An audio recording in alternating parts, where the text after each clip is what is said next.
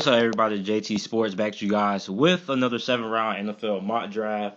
In this video, I'm going to be doing the Denver Broncos. Now, before I begin, make sure to like the video and subscribe for more NFL videos and content. And also make sure to follow my Instagram page, JT Sports _. The link to that will be down in the description in the comment section down below.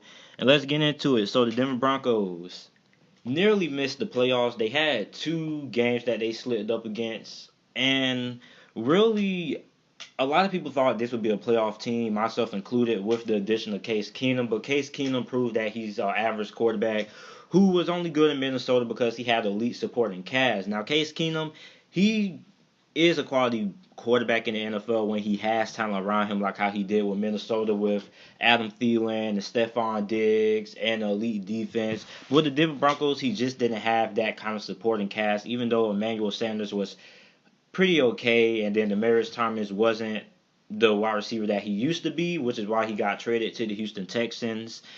So they traded him to the Washington Redskins, and they traded for Joe Flacco from the Baltimore Ravens. Now, the interesting thing that has been a talk amongst a lot of Denver Broncos fans and a lot of NFL draft experts will be, should the Denver Broncos select a quarterback? I mean, Joe Flacco, he's probably an average quarterback at this day and age of the NFL, not what he used to be back in 2013, 2012. But I believe he probably this season will be around the 12th, 13th best quarterback in the NFL. And I think he should be a solid option for the Denver Broncos.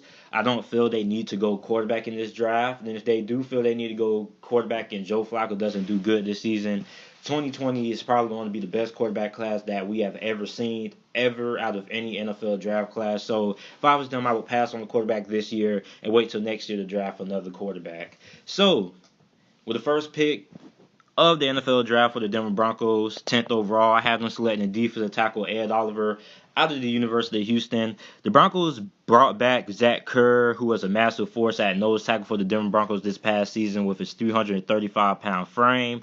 But he doesn't really do anything or possess any elite pass rushing ability, but he is very good when it comes to stopping the run. That's the same thing that can also be said for Demoto Peko. He is a good run stopper, but he's not much of a force when it comes to rushing the passer. So, drafting Ed Oliver with the 10th overall pick gives the Broncos an elite pass rusher at that defensive tackle position. He has elite speed and quickness and good playmaking ability. Ed Oliver will be a force with the Denver Broncos, and he also has a pretty big frame. And Jonathan Elway always likes his interior defensive lineman guys to be very big in size. In the second round, 41st overall, I have the Denver Broncos selecting offensive guard / center Michael Jordan out of the Ohio State University. Now, Michael Jordan played center his 2018 season for Ohio State. Now, he was offensive guard before this past season, but I guess he switched to center, which he had a very good productive season. Now, going to the Denver Broncos, they'll most likely move him to guard to pair him up with their other guard that they have, Ronald Leary. Now, Jordan is a mauler. He's very good in the run game. He can also handle his own in pass protection. He also has elite size. He's 6'6", 210 pounds. Now, Jordan, I feel, should have stayed one more year. He still, I feel, could use one more year at Ohio State. But overall, I think he should be pretty much a plug-and-play guy for the Denver Broncos or whatever team he gets drafted to. And he should be a day one starter. Now, in the third round, 72nd overall, I have the Denver Broncos taking linebacker GERMAINE PRATT out of NC State. Now, the Broncos haven't had a good inside linebacker since Denny Trevathan. Denny Trevathan went on to the Chicago Bears. Pratt is a balanced in every part of his game. He can rush the passer. He can play both outside and inside. He's a good sideline-to-sideline tackler, good in coverage since he came to NC State as a safety. I believe he played free safety when he committed to NC State. Then he got converted into a linebacker, added some weight, and now he'll be a pretty solid option for the Denver Broncos, although he's pretty inexperienced at that linebacker position, only playing in 38 games as a linebacker. But he should be able to learn during this offseason and training camp and the preseason. He should be able to start right away for the Denver Broncos, who desperately need somebody to fill that inside linebacker position. In the fourth round, 126 overall, had the Denver Broncos taking wide receiver out of West Virginia, David Stills. Demaryius Thomas was traded to the Texans last year, so he's gone. Emmanuel Sanders after this season might be on his way out as well. Courtland Sutton had a good rookie season and should become the primary receiver this year. David Sills is a former quarterback converted wideout. He's a long target with very long arms, long frame, and he excels in getting those 50-50 balls and red zone touchdowns as well.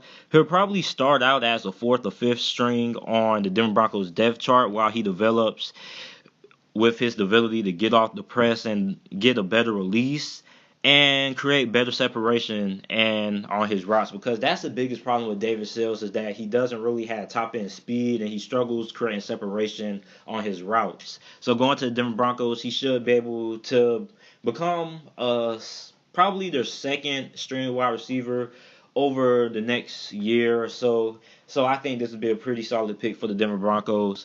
In the fifth round, 149th overall, safety Marvell from USC. Now, I know the Denver Broncos already have Dorian Stewart, but Dorian Stewart, he's up there in age. He's 31 years old, and he isn't the same safety that he used to be a couple years ago, and he is really regressing drastically. Now, realistically, in my opinion, I believe he has a year left, but maybe he can squeeze out 2 more years.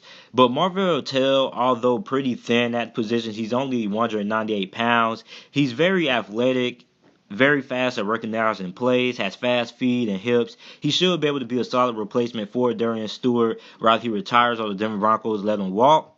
He should be able to become a starting safety for the Denver Broncos either next year or so. But for right now, he could be a pretty good backup at that safety position and should be able to contribute on special teams. And Dorian Stewart, he was projected to be one of the best safeties coming in before the start of the 2018 college football season, but he started out the first half of the season very terrible, was missing plays, missing tackles, but he had a strong second half to close off the season.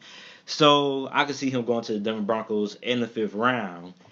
Now, their second 5th round selection, I have the Denver Broncos selecting tight end Kahil Warren out of San Diego State with the 57th overall pick. Now, Jake Butt gets injured every single time that you breathe on him. And for the Denver Broncos, they need to have a replacement for when that does happen and Jake Butt does get injured again.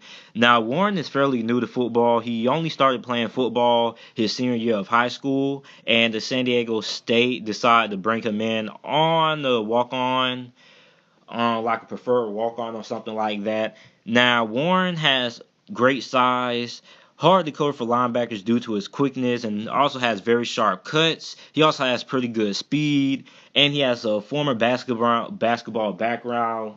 He has played several sports. He played water polo, tennis, basketball. He uses that basketball ability to box out defenders and catch those jump balls and stuff like that and make those good mid-air adjustments for catching the ball. So he would be a pretty solid option for the Denver Broncos. Since Jake Butt is such a not a reliable tight end for the Denver Broncos, all he does is get hurt. They also have another tight end, but I believe they will probably most likely bring in a third one just in case, because it's better to be safe than sorry. So in the 6th round, 183rd overall, finally have the Denver Broncos taking the cornerback, have them taking cornerback out of Washburn, Corey Ballentine. Now, the Denver Broncos, Chris Harris Jr. could become a free agent after the season, and the Denver Broncos might not decide to bring him back. Ballentine is a great late draft value for the Denver Broncos. He has elite speed, former track background. Played his first 2 years, actually, when he played for Washburn. He ran track his first 2 years. So he started playing football his junior year, and he's been pretty good his first 2 years playing college football. He's pretty solid in man-to-man coverage, but the thing about him is that he has very, very fast recovery, very good agility as well, and he doesn't really allow wide receivers to get behind him that much when it comes to running a deep route. So a lot of people have him going in the 6th round or later rounds of the draft was because he did play for Washburn. They don't necessarily play the best of talent. So his inexperience and also how he's going to have to adjust to the talent level of the NFL is probably going to be 3 notches above what he was playing in college. So it's going to take a little bit of patience and a little bit of time for him to develop. But he does have a lot of upside and potential, so he could be a pretty good pick for the Denver Broncos. In the 7th round, the last pick of this year's draft, 209th overall, had them selecting punter Derek Adams out of Kent State. Now, the Broncos punting unit was terrible, as they had probably one of the worst punting units in the NFL. They were dead last in net punting average, and Derek Adams should be able to fix that hole, as he averaged 40.5 yards per punt during his time punting for Kent State. So that's it for my 7th round mock draft for the Denver Broncos. You guys let me know what you guys think about it down in the comment section down below. Make sure to like the video and subscribe for more NFL videos and content. And thanks for watching.